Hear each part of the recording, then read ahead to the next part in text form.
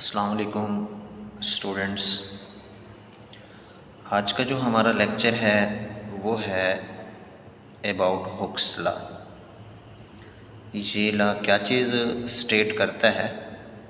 The strain produced in a body by the stress applied to it is directly proportional to the stress within the elastic limit. इसका मकसद क्या है? जो strain produce हो रहा है in a body by applied stress, stress apply करने से जो स्ट्रेन प्रोड्यूस हो रहा है तो ये डायरेक्टली प्रोपोर्शनल है अप्लाइड स्ट्रेस के, और stress is directly proportional to strain within the elastic limit. तो इस चीज़ से हमारे पास फार्मूला जो बनता है, stress is directly proportional to strain. अब स्ट्रेस जो ही हम लोग प्रोपोर्शनल सिंबल ख़त्म करते हैं, दो चीज़ें हम लोग लेते होते हैं, एक इक्वल साइन है और दूसरा कांस्टेंट। यहाँ के ऊपर कांस्टेंट का रिज़ल्ट लें, कांस्टेंट इज़ इक्वल टू आएगा stress divided by strain.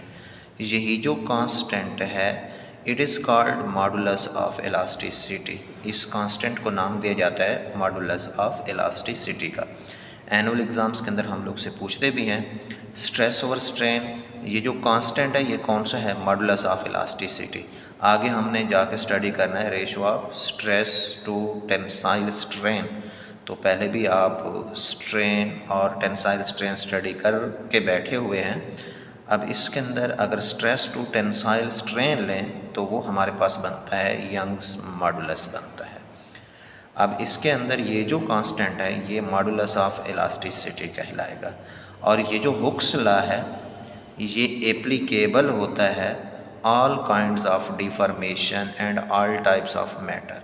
Solid हैं, लिक्विड हैं, गैसेस हैं, लेकिन किसके अंदर भाई? With in the elastic limit. लेकिन सवाल ये पैदा होता है इलास्टिक लिमिट क्या है, इसको हम कैसे स्टेट कर सकते हैं?